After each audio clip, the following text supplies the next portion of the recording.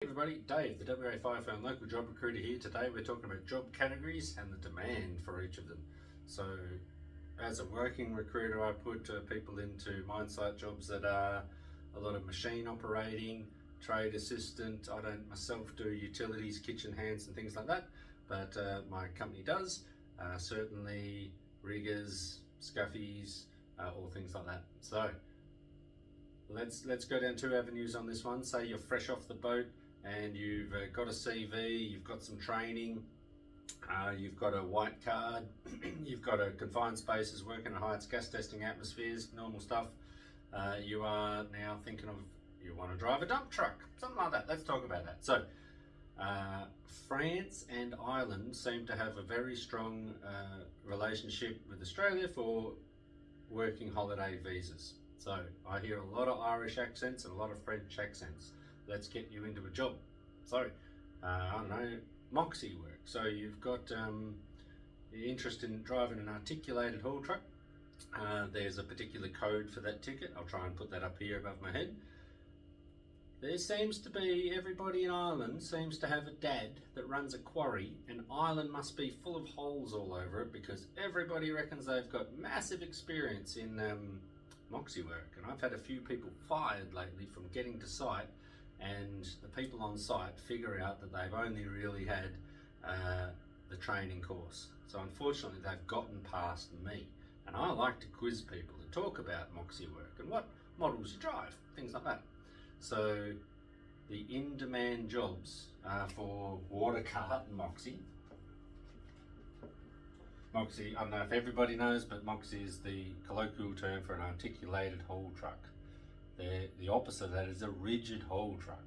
So Moxie work, I had a job, let's see the numbers.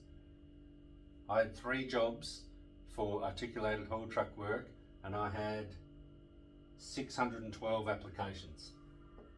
3 and 612. Everybody wants to drive an articulated haul truck. Water cart. Water cart. There is 8-wheel water carts. There's water carts mounted to the back of a Moxie. There's water carts mounted to the back of a rigid haul truck, and there's highway registered road going trucks with a water tank on the back. Let's talk about water cart work. I had, just recently, I had a handful of jobs, 4. I had 4 jobs, and I had 719 applications. 719. I didn't get to call every one of those 709 applications. Straight out, there's good people that got left behind because of the volume of applications. If I had a 2-minute phone call with 719 people for 4 jobs, just to break the ice, hi, how you doing, send in all your tickets, blah, blah, blah, blah. That's a lot of hours of talking to people for 4 jobs. So really you find the people who've got the great presentation on their CVs. Sometimes it's luck of the draw, sometimes it's you first applied for it, and if I've filled 4 jobs by the time in 3/4 of a day, I'm not going to call the rest of the people. So the demand is huge. You've got to have a bit of eye of the tiger. For example, if I say send in all your documents and you send in your Moxie ticket and your resume again, what I actually really mean is driver's license, white card, passport, FIFO check, high risk work license, everything that supports it, first aid, everything. So if I have to circle back round to you, and really honestly, after I get off the phone with you, I'm going to get on the phone with someone else. But if I have to circle back round to you and ask you, why did you send me this out of date CV? Why is this high risk work license out of date?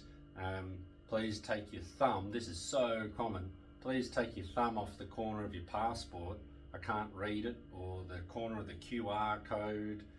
If you don't sign, just so many reasons that I might need to circle back to you. There's a chance I'm not going to circle back to you because of the volume of applicants. Unfortunately, there's a lot of time wasters as well. So let's go and talk about, what's the next one? Rigid haul truck. Everybody wants to drive a rigid haul truck.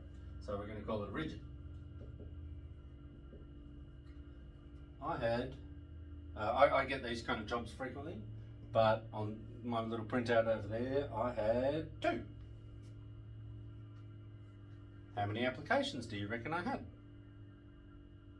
443, bit weird. 443.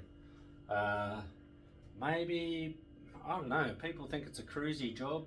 They're not digging in the dirt on the end of a shovel, but really a haul truck position, you are a very responsible part of the team. And if you can't do it, you're found out. If you don't have experience, and unfortunately like the people that got past me, which kills me, and you get to site and you can't do it, you're fired. You're absolutely straight out fired for not being able to do the job. Then I get a roasting from someone who is going to scorch me for putting the wrong person into the job. So rigid haul truck jobs, you've got to be safe about it.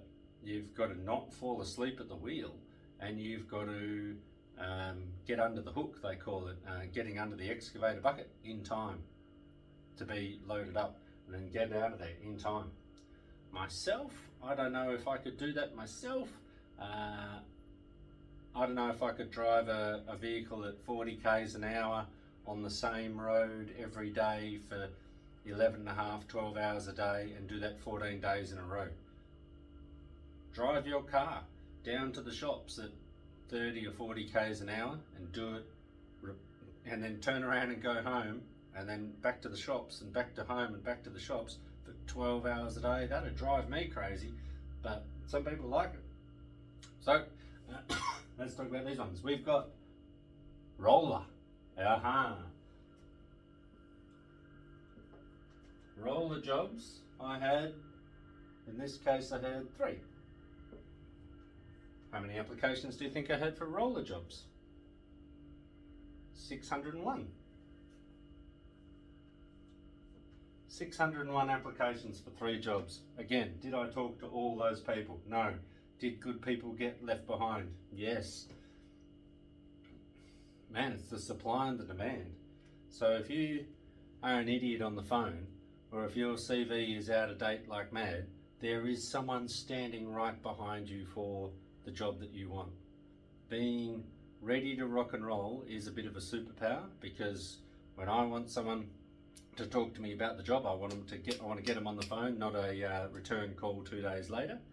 When I want their paperwork, I want it now, so I can present it now, so I could chuck you in the mix as an option now to get an approval, a provisional green light approval. So if you don't have all your paperwork on your phone, and you're going to come back to Perth after this swing and find your roller ticket or find something that backs up your application, I'm just going to talk to someone else. No offense, but there's a lot of people that want to do your job. So that's look at the amount of people. This was in a week, a calendar week. That amount of people apply for jobs, and I can't sift through them all. Yeah, absolutely. So in demand, I think you've got to upskill. Everybody comes to Australia and wants to be a moxie operator or a water cart or a rigid roller. Maybe not so much, a bit more civils. But in general, you've got to go past that as well. Because if I say I'm looking for an all-rounder, and you tell me that you're a experienced moxie operator and a water cart operator, great. So is everybody else. So all-rounder in my lingo is going to be getting in an excavator, getting in a front-end loader, getting in a bulldozer, because these are the minimums. Front-end loader and bulldozer, guys and girls, they do that in their sleep.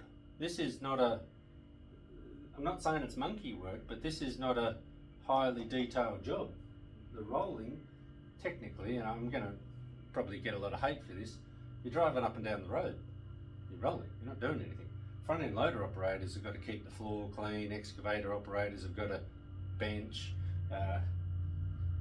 So you've got to be versatile. Upskilling past this. If I got a job as a moxie operator, I'd go and meet the front-end loader operator in the lunchroom and say, hey man, how do you do that?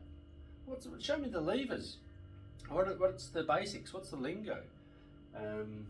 because just being a Moxie operator, you're going to be up against every experienced Moxie operator, every wannabe Moxie operator, and every all-round, or people that come from different work categories there, and they do Moxie op in their sleep. So you've got to upskill, keep a great CV happening, have your documents on your phone for when you're on site. So get a call from a guy like me, and you can supply them. Update your resume with your current job before you even leave town. Eye the tiger, a little bit of follow-up, apply for jobs that you meet the selection criteria for, and you can go places.